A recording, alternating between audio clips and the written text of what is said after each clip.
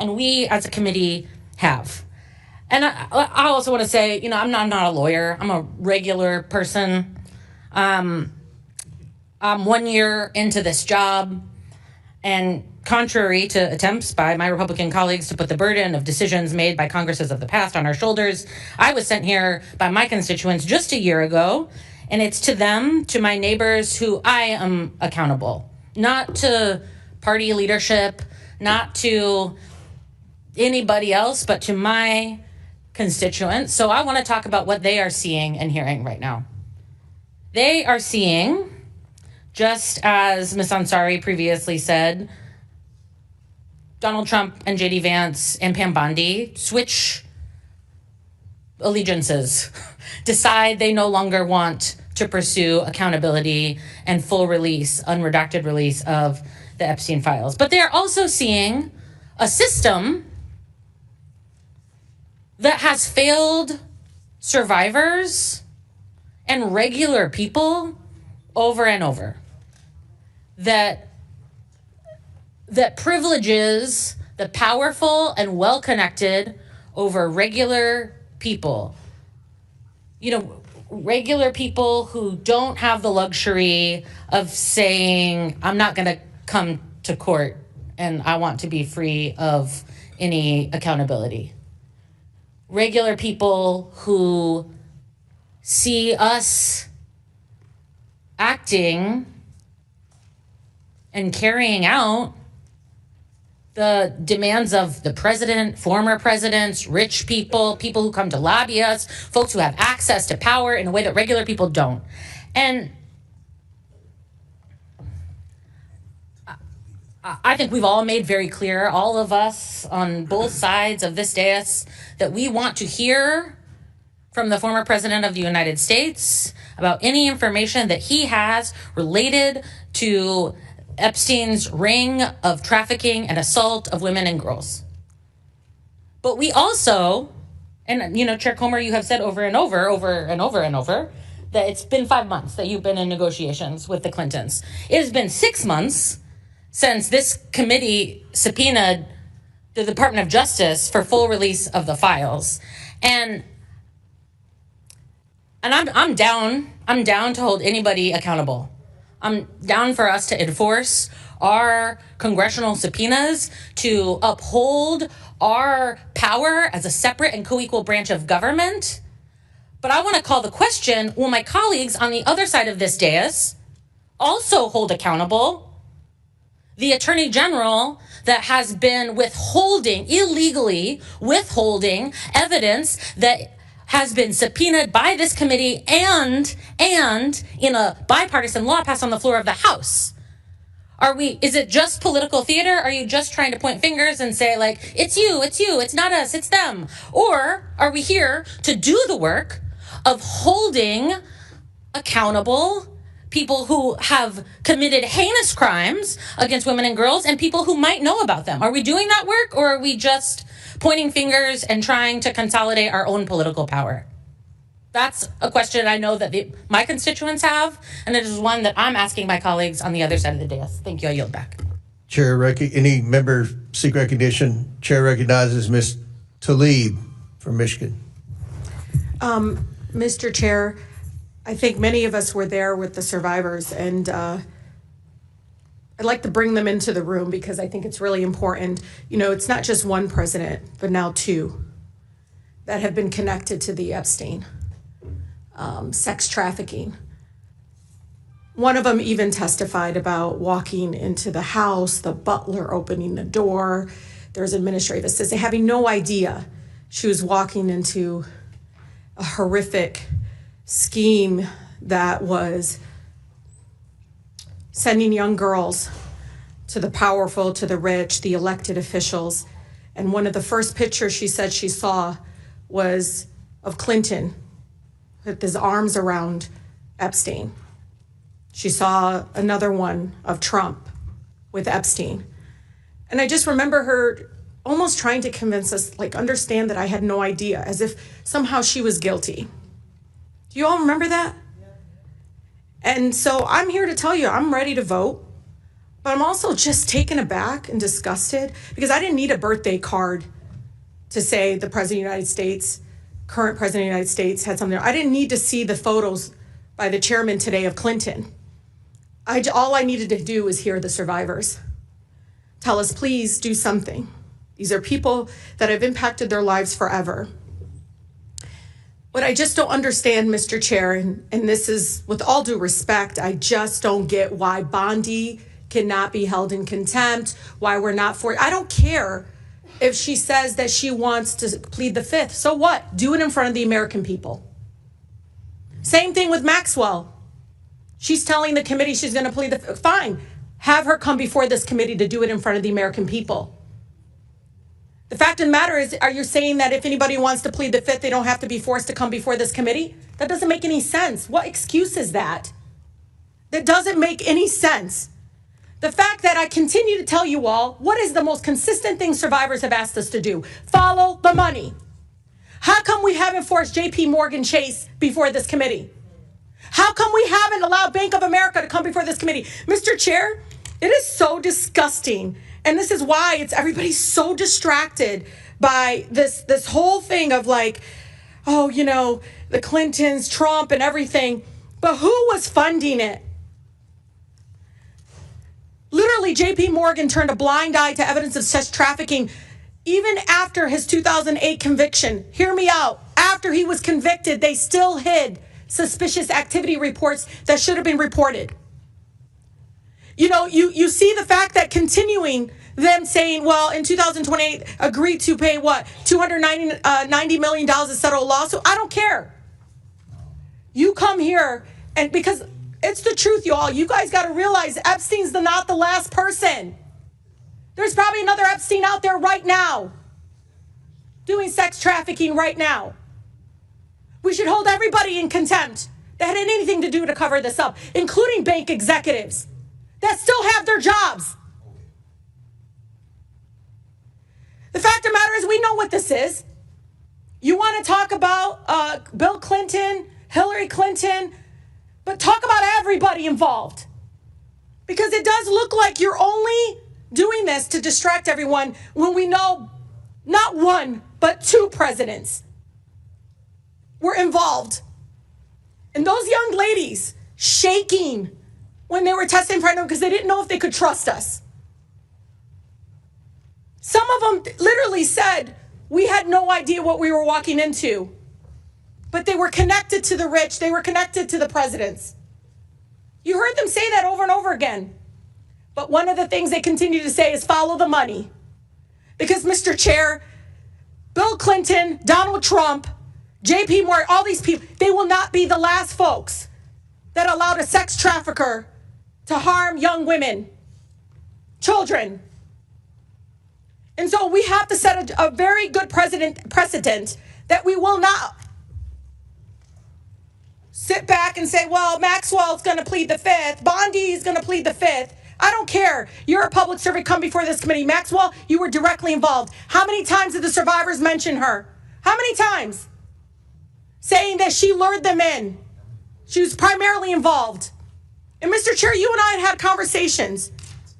And you said, give us names. They gave us names. And you know it. So why are y'all focused only on them? And let me tell you, you know where I stand. I will hold anybody in contempt that will not give us information. I don't care how many lawyers they bounce up on us.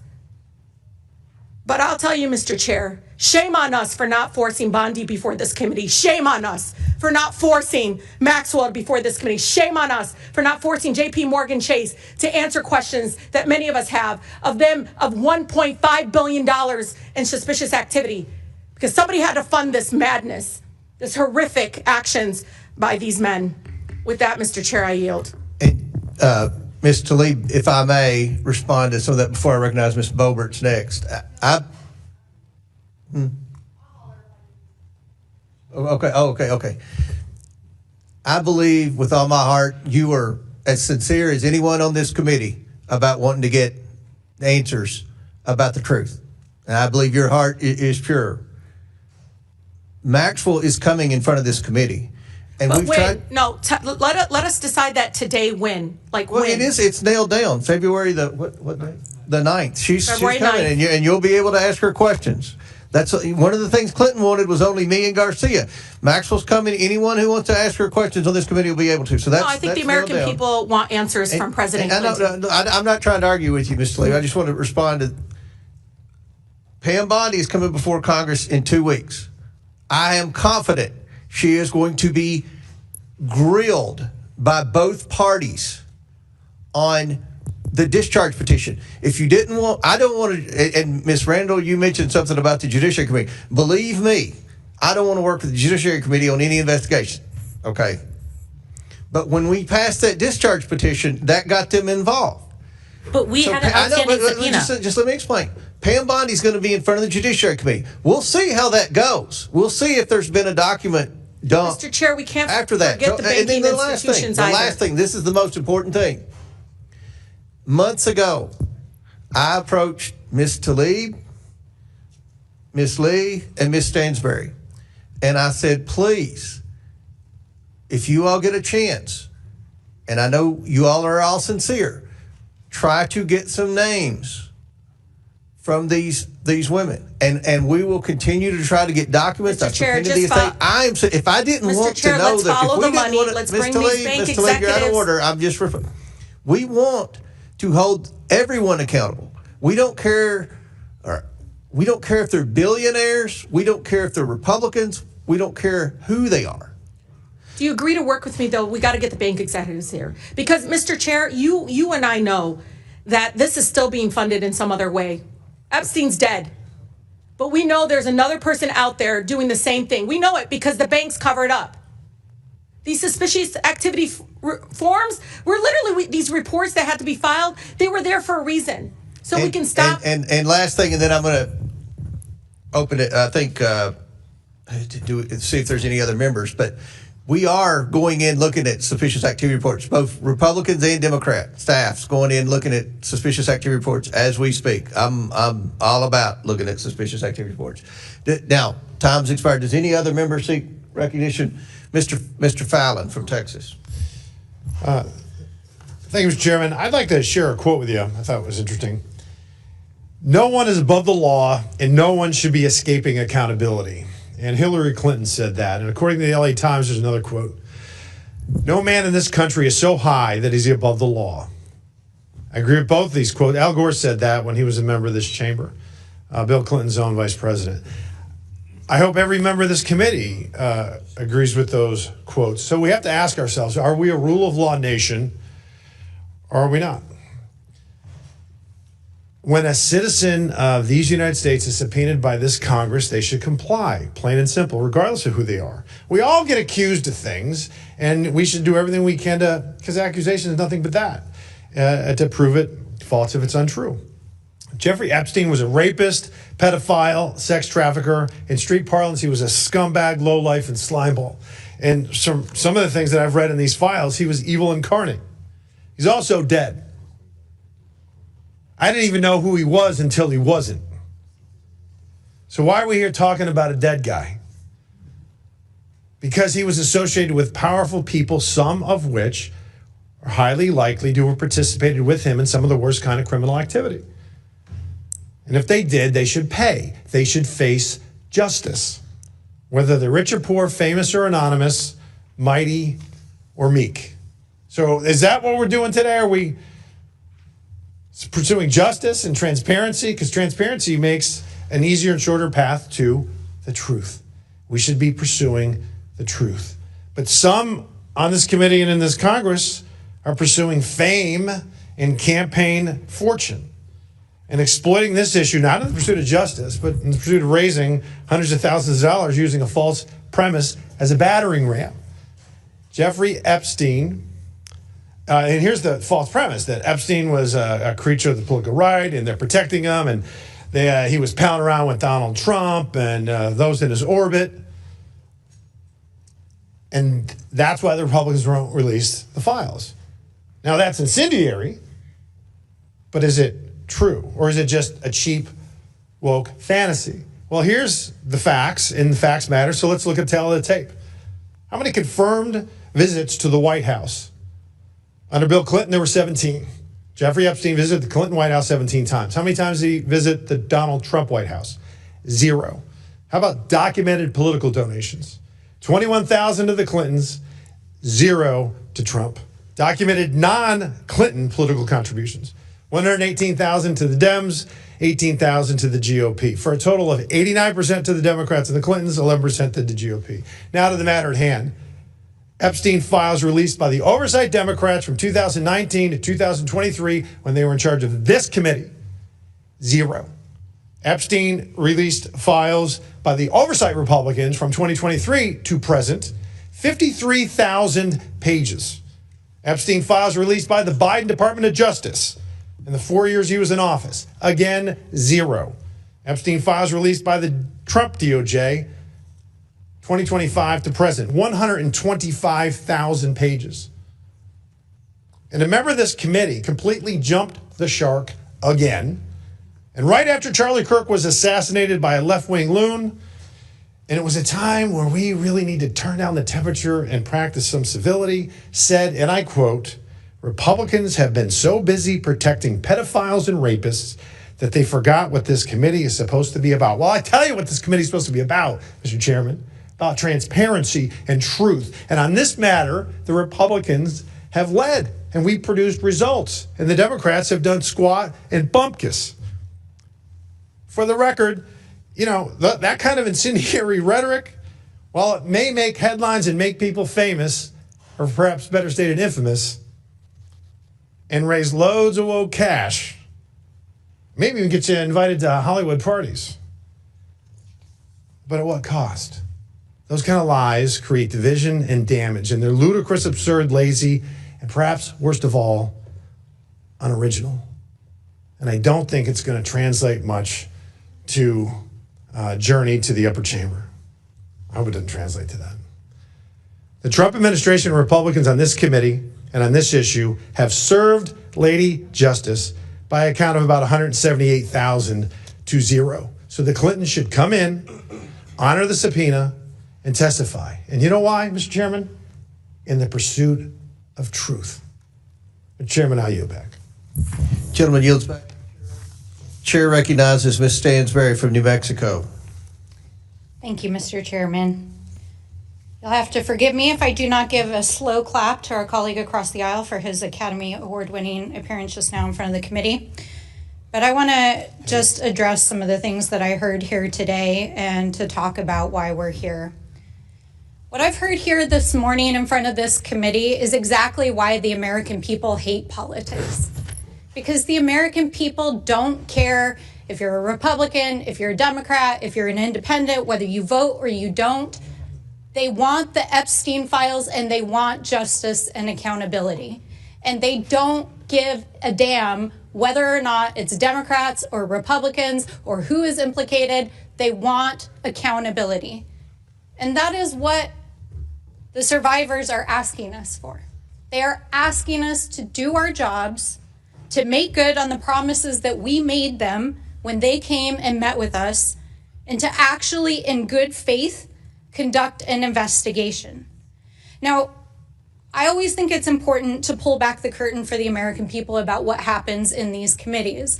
And I was not shocked and surprised, but, you know, I think it's important to note that when I stepped out of the committee a few moments ago, the press were huddled on the Republican side of this committee room to take statements from the Republicans. They're not out in the kind of like neutral area. They're standing outside the Republican door so that after this vote is taken, our Republican colleagues can walk out and make a statement to the press. Now, I think that that's important to note for the public here, because this is not about true accountability. Because if this was actually about getting to the bottom of this case and actually holding individuals accountable for the crimes that were committed by Jeffrey Epstein, by Ghislaine Maxwell, by the associates, and the many, many people who are implicated in this case, what would be happening right now in this committee is that Pam Bondi and DOJ officials would be sitting right there on the witness panel answering questions under oath, because they are breaking the law. They are not complying with our subpoena. They are not complying with the Epstein Transparency Act. And on the day, the final deadline, that they were supposed to release their final explanation about why they may have redacted some files, and in fact they have, as has been stated many times, only released less than 1% of the files, Donald Trump used the United States military to invade a foreign country and steal their oil. And while we're sitting here and our colleagues are trying to create a spectacle for the media, every single newspaper in the United States and the world's headline is about how Donald Trump right now is in Europe embarrassing the United States. How he is threatening our NATO allies to invade Greenland. Humiliating the United States. And I have to say, I was home over the weekend for Dr. Martin Luther King Jr. celebrations to honor the life and legacy of Dr. King. And the question that I got over and over again from my constituents is, what is in those files that is so bad that President Trump is invading Venezuela, threatening our NATO allies, and sending thousands of armed paramilitary troops onto our streets to create violence and chaos in American cities? That is what the American people are actually asking us. And so I will be honest, Mr. Chairman, I am deeply troubled that the individuals who are the subject of today's hearing did not appear on their scheduled date. No one is above the law. But I do know, based on the correspondence, that they have been corresponding with you regularly to try to resolve this issue. But I don't believe that's what this hearing is actually about. Because if it was actually about getting justice and about getting the truth, we would have DOJ here. We would be holding Pam Bondi in contempt, and we would be hearing from the survivors themselves. And so I have to agree with my colleagues that I believe that this is part of an extended smokescreen to try to cover things up. And so I do ask my colleagues across the aisle, if you are earnest about getting to the truth and getting to justice, then bring DOJ in here and hold them accountable, because that is actually what the American people want. I yield back. And lady yields back. Before I recognize Mr. Biggs, I want to point out again for the umpteenth time, Pam Bondi is coming in front of Congress under oath, and there'll be lots of opportunities to ask her questions about the Epstein files. But Mr. Chair, can I ask a question? She's violated a subpoena from this committee, and she should be held in contempt for that. That's a fact. Here's the difference. They have been turning over documents. Now, I've said it 100 times. It's not as quick as we would like, but they're turning over documents. And I've been very clear today and in hundreds of interviews. You can't be serious that 1% is turning over documents. What's the deadline for them? When do you expect the full document? Well, in our subpoena, there was no deadline. And then we voted for the discharge petition, and there's a deadline. The discharge petition's in judiciary. She's coming in front of judiciary. Now that is a fact. Don't try to misrepresent. And Bill Clinton's not a victim here, and the media is not going to take Republican side on anything. So let's just be right. I think Pam Bondi. Chair recognizes Mr. Biggs. It's Mr. Biggs, 5 minutes. Thank you, Mr. Chairman. And I would just point out, the previous speaker was talking about peeling back so the public can see what goes on in a committee. I mean, I just came from another committee where we were talking about massive fraud around the country, and in particular in Minnesota. And I'm glad that 2 Democrats could find time out of their busy schedule to even attend that hearing. What a shame. What a shame. When someone says, what is in the files so bad, I'll ask this question. What is in the files that's so bad that the Democrats for 4 years,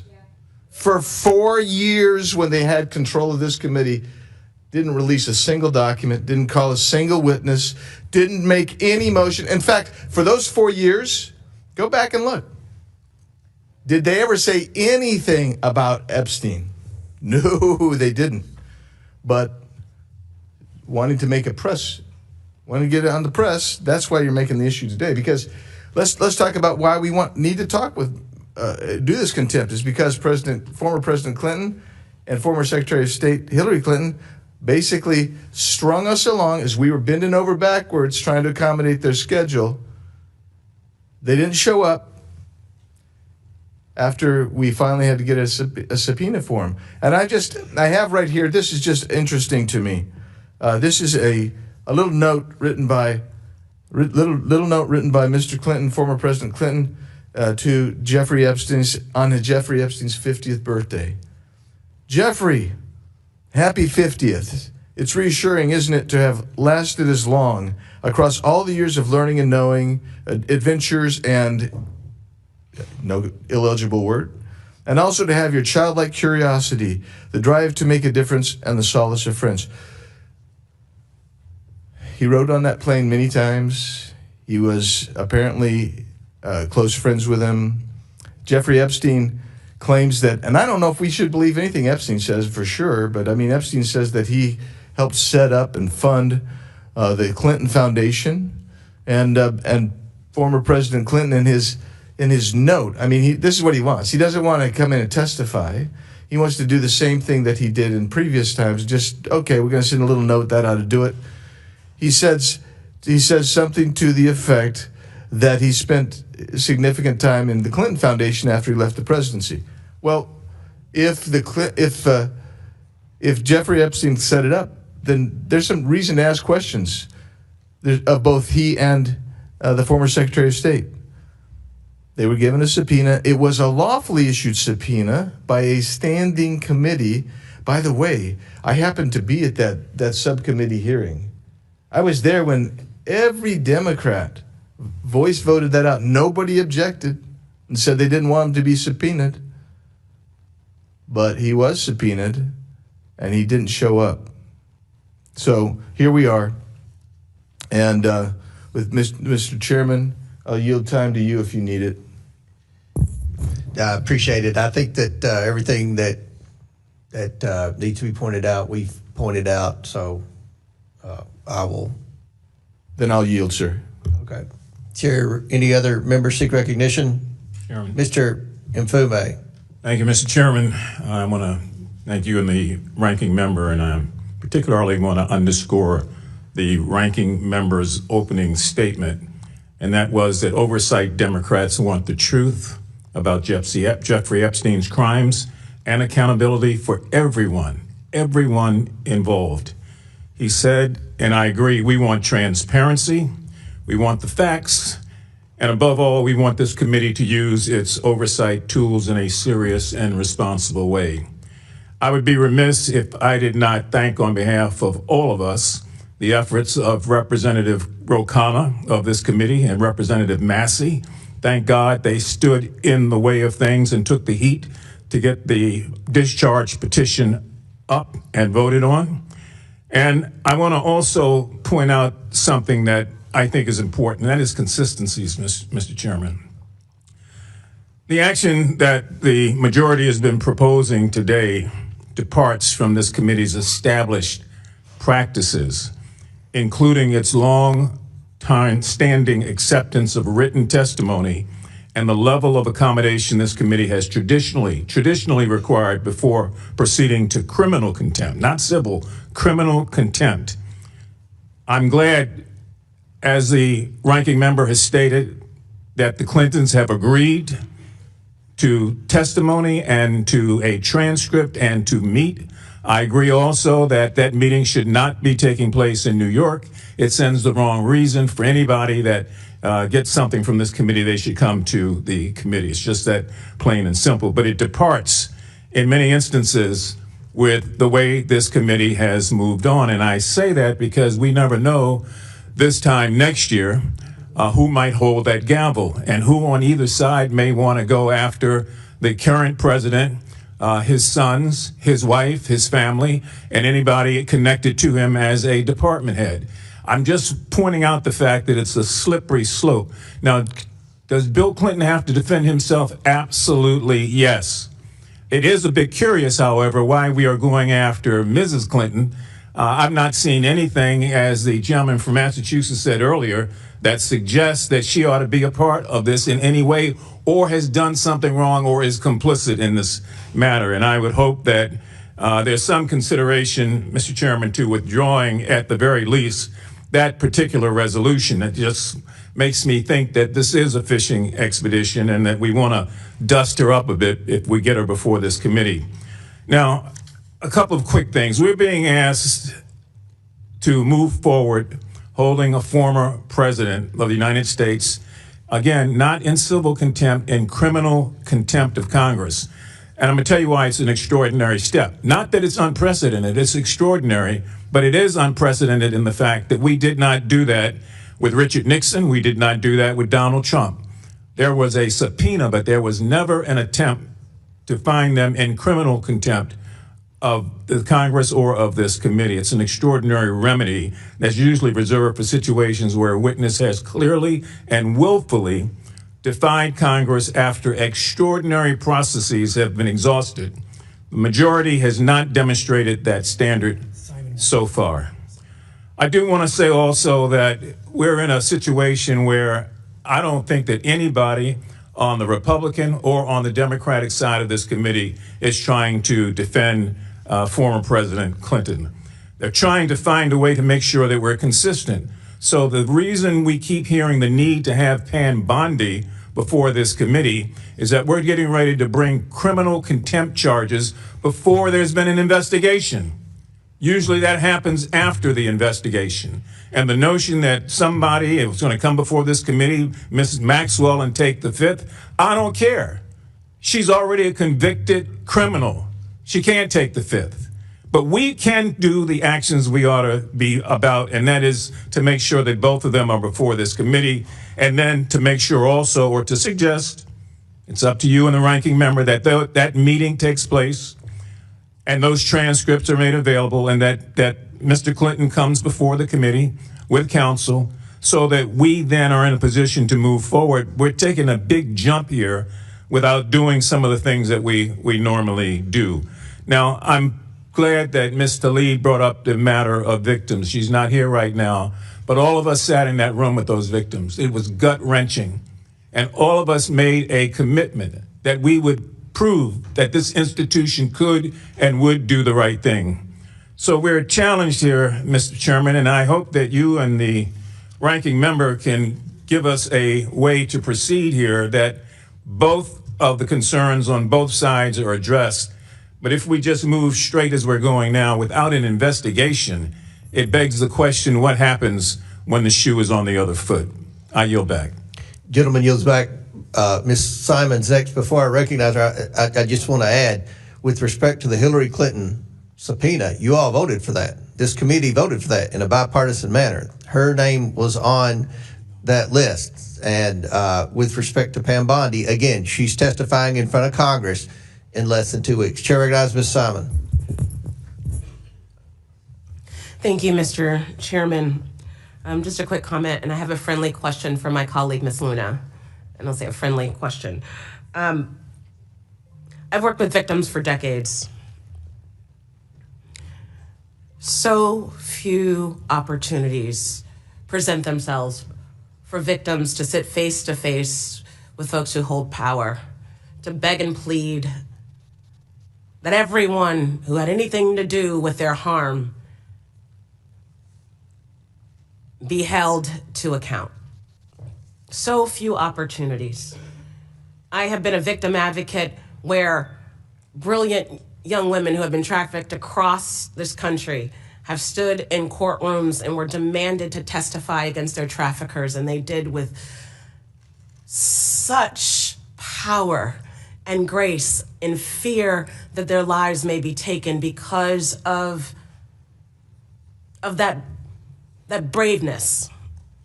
And a number of those young women that I witnessed take all that they had to confront their demons, they were murdered because they took a stand. And so when we did stand in front and sit in front of those victims and they gave us their all, I hope that this is not the only opportunity, Mr. Chair, to speak on their behalf. From our president to everyone in those files, forget all the political games. if these women who are connected with the largest sex trafficking ring in modern day American history cannot get justice, what about the girls in every single state? I mean, it is what it is. That being said, Ms. Luna, you talked briefly about a proposal. She's not in. She's out. That's both. There was a proposal put on the table to rethink how we might have a conversation about the Clintons or President Clinton coming in and having a conversation with this body. And I guess that time has passed, but I know that I would love to hear from the former president of the United States. I would love to hear from the Attorney General. I would love to hear from the current president of these United States. The victims deserve to be heard. The victims deserve for the files to be released in their entirety. And the victims deserve for us to get to the bottom of this matter. I yield back. Well, I actually would like to yield my time to the ranking member. Actually, I'm okay right now on time. I might come back around, but back to Mr. Comer and the Republicans. Thank you, Ms. Simon.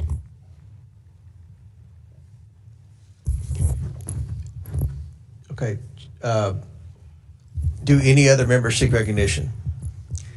Seeing none, we are going to, there's an amendment at the desk. Well, let's Ms. Lee,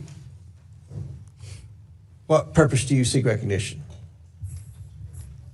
I have an amendment at the desk. Will the clerk distribute the amendment to all members? The clerk will designate the amendment. An amendment to the amendment in nature of a substitute to the William J. Clinton Contempt Report as offered by Ms. Lee of Pennsylvania. Without objection, the amendment is considered as read. I reserve a point of order. The gentlewoman is recognized for 5 minutes to explain her amendment. Thank you, Mr. Chair. I think that even listening to this debate throughout our hearing today, our markup today, I think it's really clear that at the heart of this effort to release the Epstein files are very real human beings who have experienced unimaginable harm. They have been repeatedly victimized by the indifference of the U.S. government and the injustice that they face. They deserve peace and healing and justice. When my motion to subpoena the Epstein files passed, this committee resolved to get that justice for those survivors. And I thank Chairman Comer for pushing this effort forward by issuing additional subpoenas for the Epstein estate and the banks. And we know that without the full files from the DOJ, that is just not enough. That's why I'm introducing this amendment, which holds Attorney General Pam Bondi in civil contempt for failing to comply with the August 5th subpoena, and I urge my colleagues to support it. And we believe that we should start with civil contempt because we are serious about this investigation. We want these files and we want to hear from them. And we must start there. The Department of Justice needs to be the priority. We can move to non-compliance by anyone else, including Ghislaine Maxwell, after we have received those files. It has been 5 months, and we're still missing over 5 million pages of documents, purportedly. The Department of Justice has only released 1% of those files.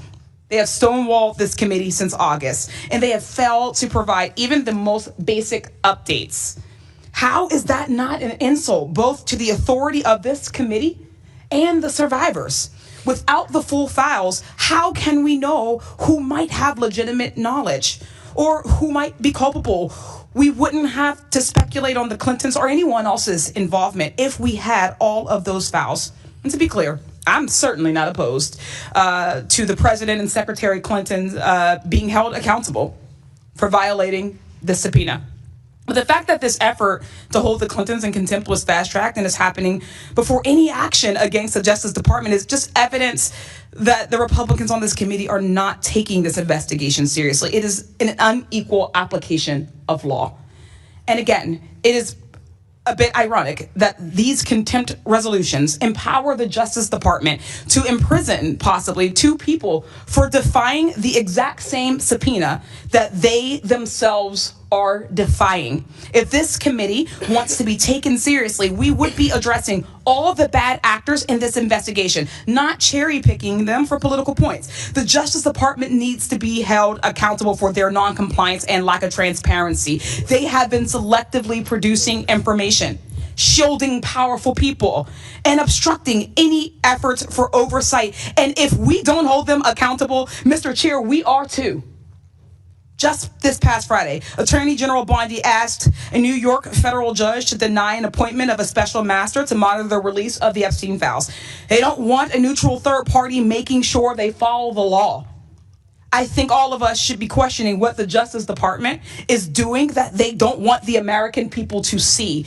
We can't just take them at their word that they'll eventually get around to releasing the files. Quite frankly, they have put up the same, if not far less of an action as the Clintons have. What little information they've released so far has either already been made public or has been a mess of just sketchy redactions. A group of survivors sent a letter to the Justice Department's Inspector General complaining that the redactions had been, quote, selective. They pointed out that multiple times the names of alleged abusers appeared to be redacted, yet some survivors' names and identifying information were released. To be clear, the subpoena I moved to secure does not allow for redactions unless it would protect the identity of a survivor or contains child sex abuse materials. They have had plenty of time to work with this committee to protect survivors' identities. This is bigger than one case. It's about rich and powerful people being protected by each other and institutions. It's about a system that has enabled Jeffrey Epstein and Ghislaine Maxwell and whoever their co-conspirators are to buy favors and silence from our government. This effort is the one time we could get some real accountability and reclaim the power of this system. Republicans, don't drop the ball by allowing Pam Bondi and the Department of Justice to play us for fools. Mr. Chair, you are setting a precedent that non-compliance with this committee will result in immediate contempt proceedings. So I challenge you and my Republican colleagues to put your money where your mouth is and pass this amendment in holding Pam Bondi in contempt. I yield back. Gentlelady yields back. I'll recognize myself just for amendment. Look, I oppose this amendment, and I hope everyone on the committee opposes this. That's because Attorney General Bondi and the Department of Justice, they have released documents. Again, not at the speed or pace that any of us want, but they are complying with our subpoena. That is a fact.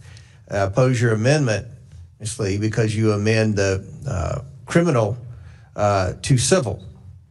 And I think that most of what I'm hearing from my colleagues on the other side of the aisle is everyone wants to hear from the Clintons. They've had an opportunity for 5 months. They will have another opportunity between today's vote and the floor to come in and answer questions. Pam Bondi is coming in front of Congress in less than 2 weeks to answer questions. Your colleague, Ms. Crockett, I don't want to speak for Ms. Crockett, but I'm pretty confident Ms. Crockett's going to grill Pam Bondi, right? You agree with me? I would have won that bet. Well, we'll see. I think that's a good, she may. I hope she does. So I oppose this. Now, Chair recognizes Mr. Garcia. Thank you, Mr. Chairman. I want to just start by saying I strongly support the amendment proposed by Congresswoman Lee. The House majority keeps saying that they believe that no one is above the law. Oversight Democrats certainly believe that. But the Attorney General is violating it with impunity in support of a White House cover-up every single day. We want accountability for her failure to comply with our subpoena for the full Epstein files that's been in place since the summer. She fails to comply with the Epstein Files Transparency Act. She fails to comply with the subpoena put in place by Representative Lee and the committee. This is clearly a White House-directed cover-up. Now, over a month after the deadline, only 1% of these files have been released. No explanation has been given for illegal redactions, again in violation of the law. Epstein survivors have reported that their names have appeared in parts of the document that were not redacted. And every day, she continues to withhold files and conceals the truth. She continues to give Ghislaine Maxwell special treatment by moving her to a less secure prison that we all are aware, which is completely shameful. Now, Chairman Comer, you claim, of course, that the Attorney General was complying with our subpoena. I mean, that is absolutely false. 1% of the documents since a subpoena in place during the summer is not complying with our subpoena. Now, on August 5th, 2025, this committee issued that subpoena, compelling her to produce documents and communications. That subpoena unambiguously required the Attorney General to do that no later than August 19th of 2025. August 19th, not December, August 19th of 2025.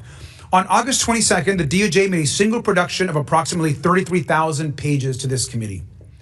All of those documents, however, were already public.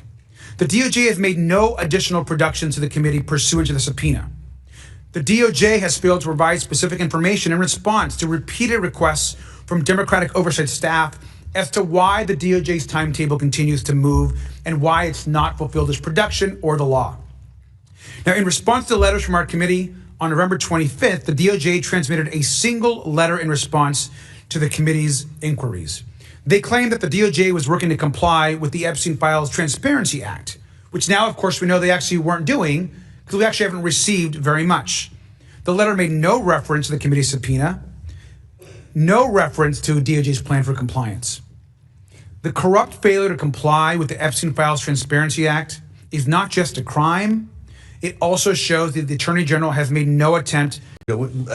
More than half the committee, they were demanding that we subpoena the estate, and we did. We got every document from the estate. There were people who said, oh, there are going to be a lot of questions answered. There'll be names and all. We've subpoenaed every document, every picture, everything from the estate. We never held back. We've been serious. We've all supported the full release of the documents. As I've stated many times publicly, we wish the process was going quicker. That's a lot of documents, a lot of redactions, a lot of eyes have to be put on this. So the Department of Justice is complying. Now, with respect to Maxwell and the Clintons are not treated differently. Maxwell was always, she was willing to appear, but made very clear she would take the Fifth Amendment. The Clintons refused to appear. The Clintons refused to appear. And one of the proposals that Clinton made was if we would let Hillary Clinton off, then Mr. Garcia and I could travel to Mr. Clinton's house and bring one staffer and take notes, but no transcript. That's not even a thing, and you all know that. The media, I'm sure, would require a transcript. There's no real investigation without a transcript. So, what few counter proposals the Clintons' massive legal team has made aren't acceptable, and I don't think anyone is going to stand up here and willing to publicly argue that they were. So does any other member seek recognition? Mr. Frost. Thank you, Mr. Chairman. The American people deserve full transparency, and anyone who has relevant information about Jeffrey Epstein's crimes must be compelled to come forward and share with this committee. Wealth and power cannot shield people from accountability from this committee. It is the victims of these horrific crimes who deserve protection, not Jeffrey Epstein and the people associated with him.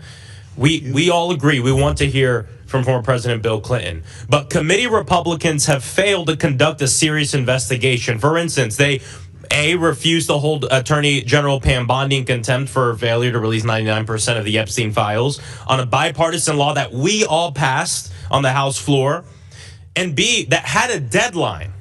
And B, they refused to hold Ghislaine Maxwell accountable for defying this committee's subpoenas. We all know that President Trump has a long-standing relationship with Jeffrey Epstein. His administration continues to obstruct the release of the Epstein files for this reason. We've seen photos of them together. Even Elon Musk posted, @Real Donald Trump is in the Epstein files. That's the real reason why they have not been made public. President Trump's own Mar-a-Lago club appears to come up often in connection to Jeffrey Epstein. From reporting, we know that Epstein was deeply involved with Mar-a-Lago. He was a frequent visitor to the club for years. The club sent employees, usually young women, to Epstein's mansion for massages, manicures, and other spa services. Staff members from the club made frequent calls to Epstein's home in Palm Beach, and on these calls, Epstein engaged in sexually suggestive behavior, such as exposing himself. And in 2000, Ghislaine Maxwell recruited Epstein's trafficking victim from Mar-a-Lago, where she was working as an employee. This committee must also investigate what Mar-a-Lago club members and the staff knew about Jeffrey Epstein's crimes. Getting documents from Mar-a-Lago is about uncovering evidence, holding these people accountable, and doing right by the victims of these horrific crimes. So we are all for making sure that we hear from everyone. I don't care if you're a Democrat, I don't care if you're a Republican. I'm tired of rich people trying to evade justice and accountability, period. But you can't do it just for the party you disagree with. You can't do it in a politically motivated way. So here's the opportunity to show it's not a politically motivated thing. Let's also make sure that we get these documents from Mar-a-Lago. So with that, pursuant to Clause 2K6 of House Rule 11, I move that the House shall subpoena the Mar-a-Lago Club and all entities under common ownership or control with the Mar-a-Lago Club to provide the House Committee on Oversight and Government Reform with 1. All documents, communications, and materials related to Jeffrey Epstein, to include but not limited to personnel files and records, client files and records, massage and spa services records, complaints and grievances filed against Jeffrey Epstein, internal communications, and billing statements. 2. A list of all Mar-a-Lago Club personnel who provided massages on behalf of the Mar-a-Lago Club between 1997 and 2003, regardless of whether such personnel were contractors or formerly employed masseuses or otherwise. And 3, a list of all Mar-a-Lago Club personnel who were employed as or acted as managers of the Mar-a-Lago Club Spa between 1997 and 2003. A motion was made by Mr. Frost. The motion is improper as the item is not on the agenda. Any other chair recognizes? So Mr. Chair, you want to use procedure to push back accountability? No, we're holding people accountable today. That's why we're here. Well, why won't you move to make sure that we get the relevant documents from Mar-a-Lago? That I just read this, and you're saying it's because it's not on the agenda that we can't move forward with this? You have full discretion of this committee to say, you know what, let's have a vote in a bipartisan way to say we want the documents from Mar-a-Lago. I don't have full discretion. It's in the rules. We vote on a rules package at the beginning of the You're able Congress. to say right now that we can vote on this. We cannot vote on it. It's in our rules. We'll be breaking our rules. We have to apply to the rules too. We're not like the Clintons. No. You are hiding behind process to protect these Mar-a-Lago documents, and I think it's disgraceful. Chair recognizes Mr. Cloud. Thank you, Mr. Chairman. One thing was noted in the Clintons' letters is they said the subpoenas were illegal. I'd be curious to know if the ranking member thinks that they're illegal. And with that, I'd yield the rest of my time to you. Thank you, Mr. Cloud. I want to make sure everyone is aware. On February 11th, Attorney General Bondi will be appearing as the sole witness in front of the Judiciary Committee. Ms. Crockett is a member of the Judiciary Committee. I would assume, I don't want to speak for Ms. Crockett, but I would assume you'll ask her questions about the Epstein investigation and her progress towards releasing the documents. Mr. Massey is a member of the Judiciary Committee. He's already stated publicly he's going to spend his 5 minutes asking the Attorney General about the Epstein documents. So the Attorney General is slated to be in front of Congress, and I'm pretty confident that just about everybody on that committee is going to ask the Attorney General where we are with the document production. So I think that's important to note. February 11th, she's slated to be in front of the Judiciary Committee. And with the discharge petition, when the House voted for that, we issued the subpoenas for the Epstein documents. Then we all voted for the discharge petition. The discharge petition has jurisdiction in the Judiciary Committee. So she's going to be in front of the Judiciary Committee. The next week we're in session. So I think that's important to note. Do any other members seek? Okay, Mr. Lynch, then, yeah, go ahead. Thank you, Mr. Chairman. I would remind the gentleman, and I'm sure he knows this, that the Oversight Committee is the principal investigatory committee in the House. And we have a responsibility. It may be a shared responsibility with judiciary, but we nevertheless have a responsibility. And we are the ones who issued that subpoena. This committee did. We are the ones who sat with the victims, right? We looked them in the eye, including the Speaker of the House. We looked them in the eye, these women who have been struggling to get justice for many, many years, and we promised them, every member of this committee, we promised them that we would do everything under our power to make sure they finally receive justice. And here we are today. Now, with millions and millions of documents requested back in August, we've still received, what, 1% of the documents? This is evidence of wrongdoing in many cases. And yet we're allowing Attorney General Bondi to obstruct justice, basically. Even the little bit of evidence that she has provided, she also included a statement that basically said, don't believe this evidence, there's a lot of falsity in these. I mean, I have never seen an Attorney General in this country provide evidence and then give an opinion on that evidence to the legislature, to the Congress. That is unheard of. But it shows her willingness to do whatever she can to obstruct justice from being delivered.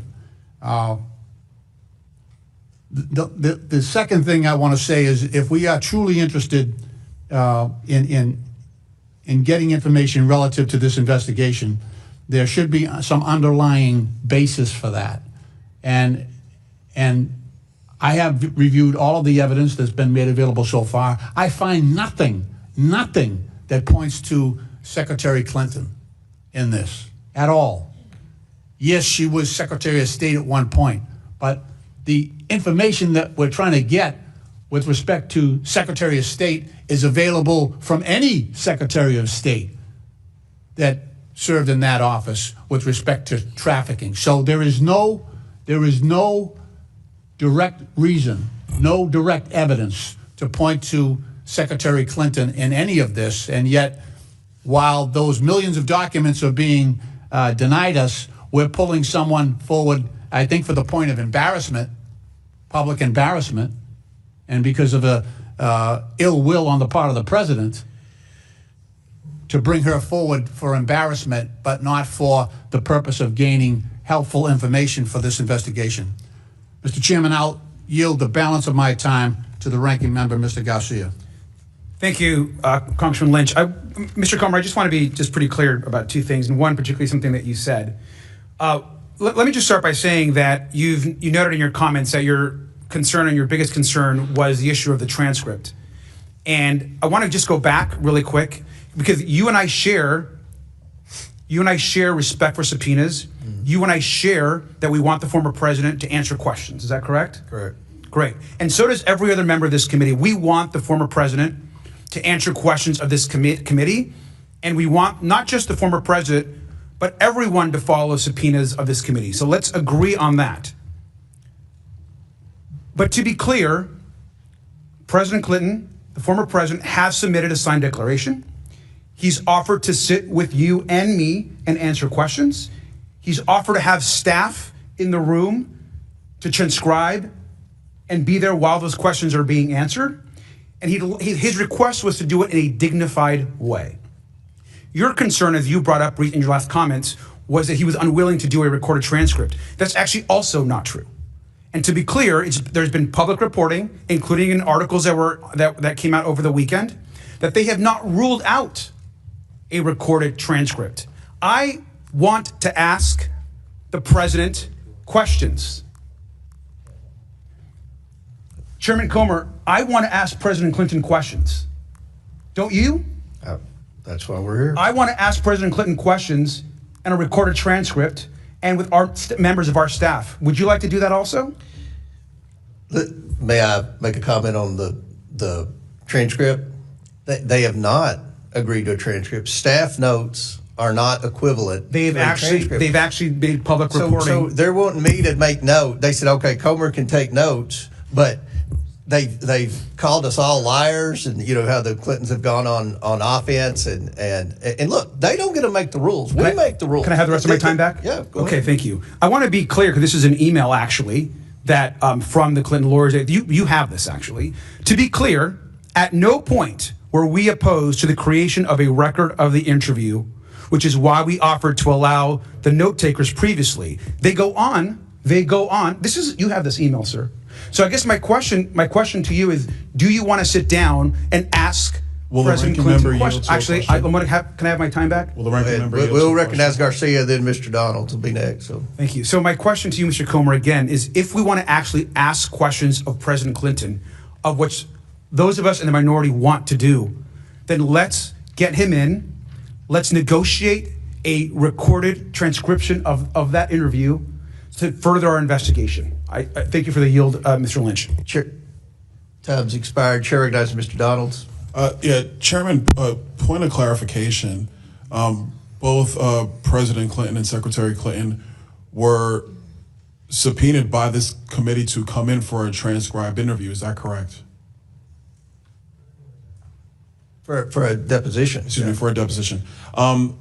Chairman, I've been in these closed depositions a number of times in my time being on the Oversight Committee. I failed to see what President Clinton's talking about with respect to a dignified manner. Every time I've been involved in any of these conversations, even when it was former President Biden's son came in for one of those, and I'm not trying to bring up all the Hunter stuff, it's just a point I'm making. I think everybody just take the temperature down, relax. Even those the closed door depositions have always been held in a dignified manner. Members have had questions outside of questions from committee staff, but members on both sides of the aisle had an ability to answer those questions. Those interviews are recorded. The transcripts of those interviews are provided to the public. I failed to see what special accommodations President Clinton and Secretary Clinton were looking for. Chairman, can you help me understand this? Or even a ranking member. I'm really trying to understand. I'm not trying to make a point. We do too much of that here. I'm trying to understand, because if we're holding a new meeting to replace what the committee already requested, my question is why? Mr. Garcia is willing to answer the question. Yeah. Thank you, Mr. Donalds. I appreciate the question. Look, I think the committee first, I'm not here to defend the Clintons, to be clear. That's their job is to negotiate with the committee, and in this case, you have the majority. Their job is to negotiate with the majority on coming in for a binding subpoena, to be clear. But I'll also note that this committee has historically made accommodations for a variety of folks. In fact, I think it is a bit hypocritical that when this very subpoena for the Clintons were actually made, I believe there were an additional 5 to 6 other subpoenas that were issued to numerous other members of former administrations, attorney generals, and so forth. Every one of those other subpoenas, I think maybe with the exception of one, were given special accommodations. In fact, they were actually allowed to just send their responses in writing. Is that correct, Mr. Comer? That is. May I respond to that? Yes, in just one second. And so accommodations are made. And so while every other folks in that group were given special accommodations, that's been typically the case. And I'll finally say just this. Like you, I want to have President Clinton answer questions. I think they are trying to negotiate that with the majority, and they have been clear that it being transcribed is not an issue. They've not ruled that out. And so let's negotiate with the Clintons and let's get them to answer our questions. I mean, Chairman, since I guess we're on my time, and by the way, ranking member, thank you for that. I appreciate that. Chairman, you were mentioning you were going to inject your commentary with respect to special accommodations that have been made for previous witnesses. I don't know if you want to expound on what the ranking member said or not. I would love to. So, first of all, you talk about ongoing negotiations. We have been negotiating for 5 months. This is clearly a stall tactic, hoping that the time clock runs out and the House flips and that you all let them off the hook. But secondly, you mentioned, and I mentioned this in my open statement, there were names on that initial list with the Summerlee motion and the Scott Perry amendment. Attorney General Holder, Lynch, Sessions, and Garland, as well as Comey, they all complied and had written statements under the penalty of perjury that they had no knowledge of anything with Epstein, that they weren't directly involved in the investigation and, basically had no personal relationship. I think we would all agree the Clintons had a personal relationship with both Epstein and Maxwell. It's from the evidence that we've received thus far from the estate and all the other documents that we have thus far, it appears that Jeffrey Epstein visited the Clinton White House 17 times while he was president, and then post-presidency, it appears that Bill Clinton flew on Epstein's plane at least 27 times. So there's a huge difference between the knowledge and relationship with the Clintons and Epstein and Maxwell versus the former attorneys general. And another note, I don't know if it was Mr. Bell or whoever said that we only are interested in Democrats. We grilled Bill Barr and Alex Acosta, and they are very Republicans. In fact, they were members of the Trump cabinet. Now, I've been on the Oversight Committee 9 years. We've had 4 other committee chairs. We've had Jason, since I've been here, we've had Jason Chaffetz, Trey Gowdy, Elijah Cummings, and Carolyn Maloney. I don't ever remember a time, and I could be wrong. If I am, I'm sure you all will correct me, but I don't remember a time when Carolyn Maloney or Elijah Cummings subpoenaed a high-ranking Democrat to come in for a grilling. So to imply that this is partisan, that is just simply not true. We've already had 2 very the former Attorney General of the United States under Trump and the former Labor Secretary and U.S. Attorney. So we've done that. And then one other thing with the Clintons, and I'll yield back. One of the arguments the Clintons made, Mr. Garcia, was that our subpoenas were unlawful. Do you agree that the subpoenas we issued the Clintons are unlawful? I believe that all of our subpoenas that we have issued have been lawful, sir. Okay. Just any other members seek recognition? Ms. Brown, sir. Ms. Brown.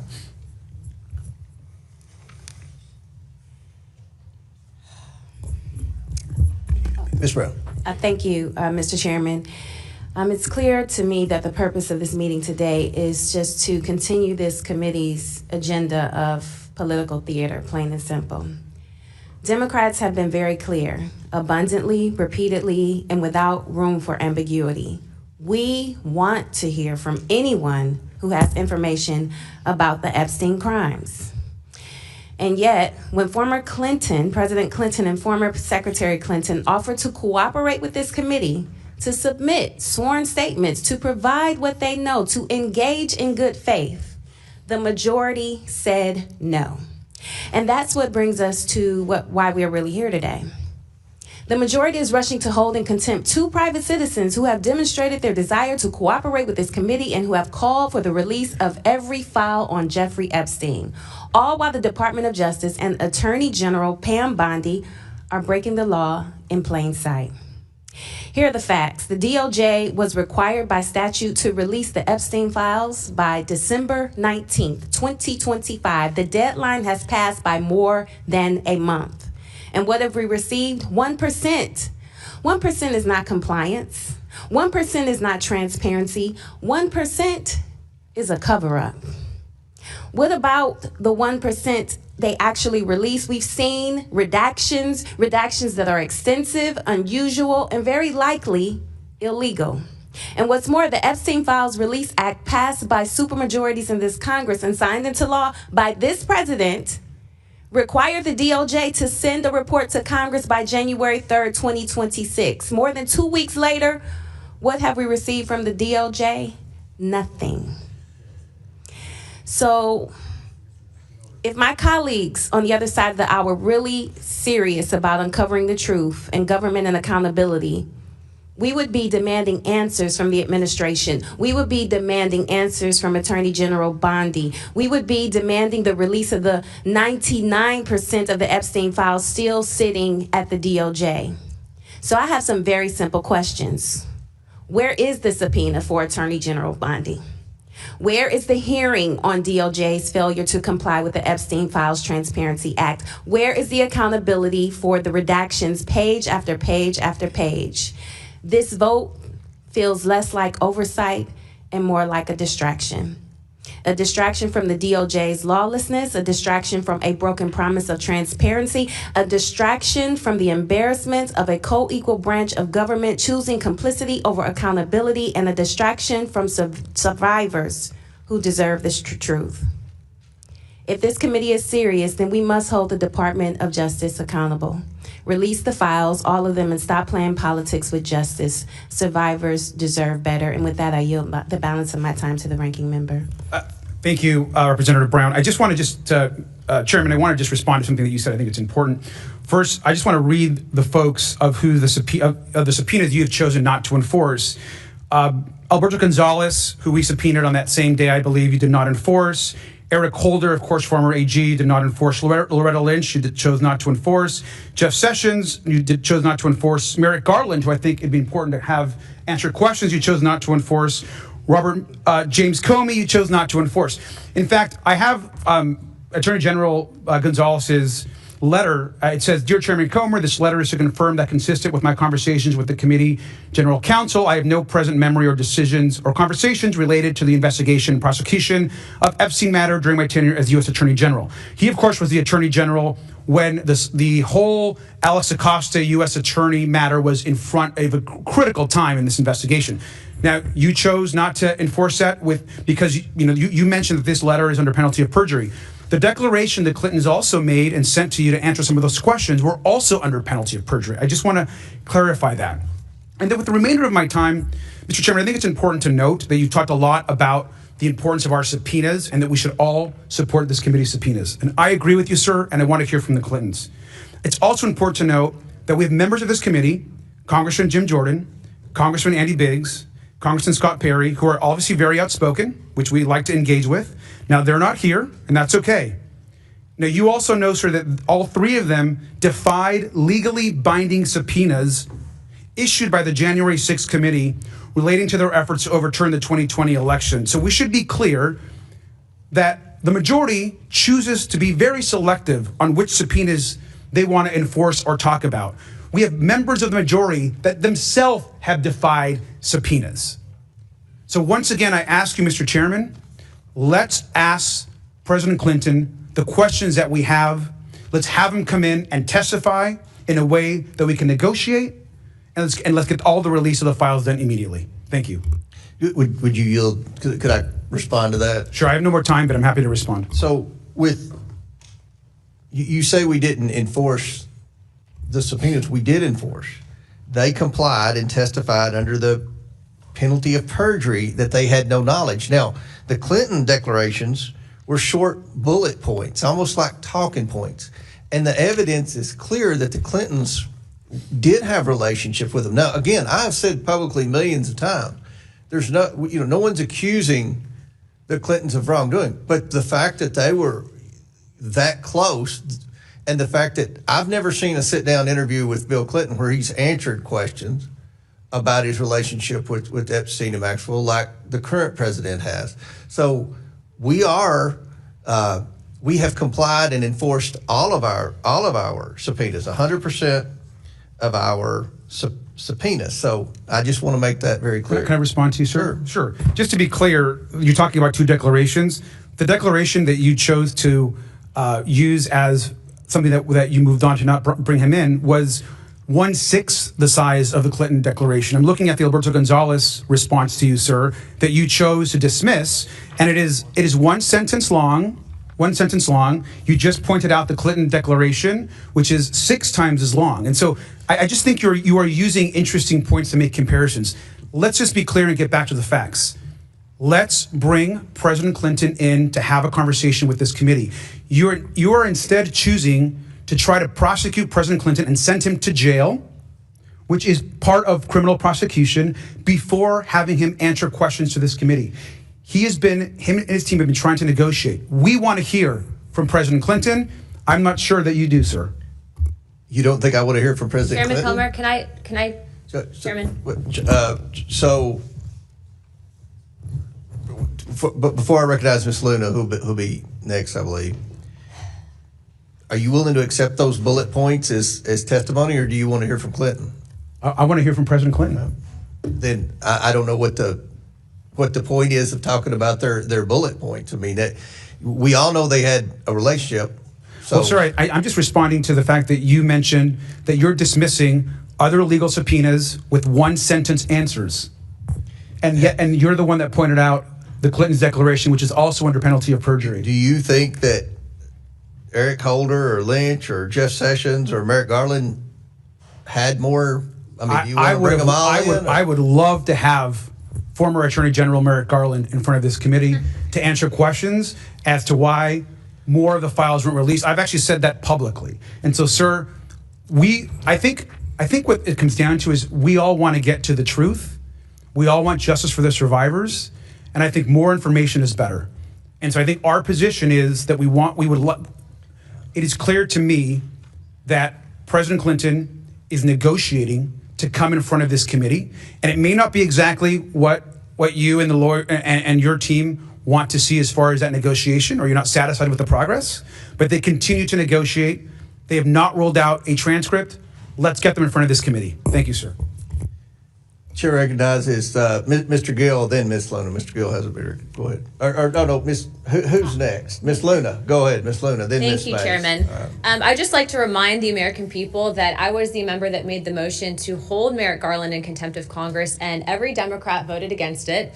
And in addition to that, 3 of my Republican colleagues voted against it, one of which did not come back because his voters decided that he was too swampy for them. So Okay. I just like to point that out. But aside from that, Well, Ms. Luna, it's been pointed out to me you've already had 5 minutes. Somebody will probably yield you some time, so I've got to. if I could just finish real quick. If we're looking to see why the files have not been released yet, look no further than the judge Engelmeyer, I'm sorry, who's Ms. actually been Luna. responsible I'm sorry. for If denying someone can yield you some time. special counsel. I'm just saying, I'm making a point. All right.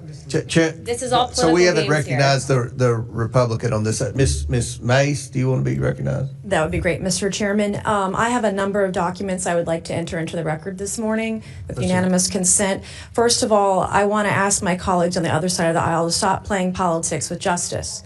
Not a single one of you voted for your own party to be held in contempt. I'm the only member of this body, of this committee, that has held both Republicans and Democrats alike in contempt for defying a congressional subpoena. So the hypocrisy is real, and I don't want to hear anyone on the other side of the aisle say no one is above the law here on this. We're talking about human trafficking, sex trafficking. We're talking about children, girls as young as 14 being assaulted, being trafficked by wealthy and powerful people. This is not political.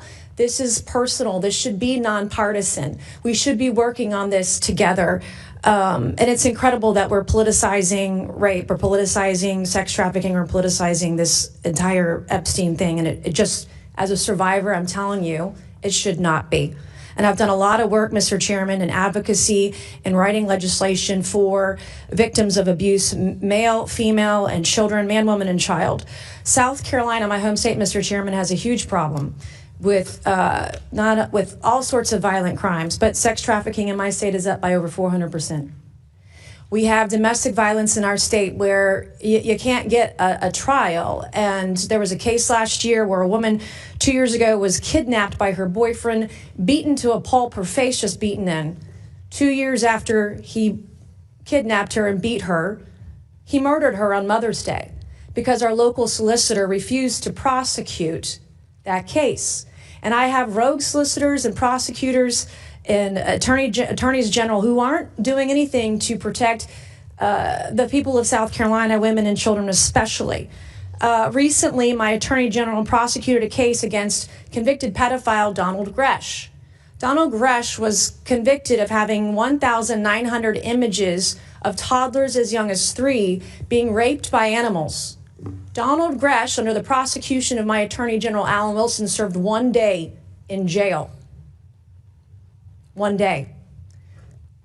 Donald Gresh isn't the only pedophile, convicted pedophile, that we prosecute like that. My Attorney General Alan Wilson prosecuted this case. This is Travis Reed Gay. Well, the other thing, too, is that Donald Gresh, he was facing 60 years in jail, got one day. Travis Friedgay was facing 70 years, 7 charges and 70 years in jail in South Carolina. My attorney general prosecuted this case.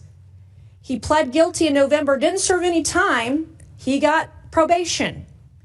He violated his probation 11 days later, and if he violated his probation, he was to serve time in jail.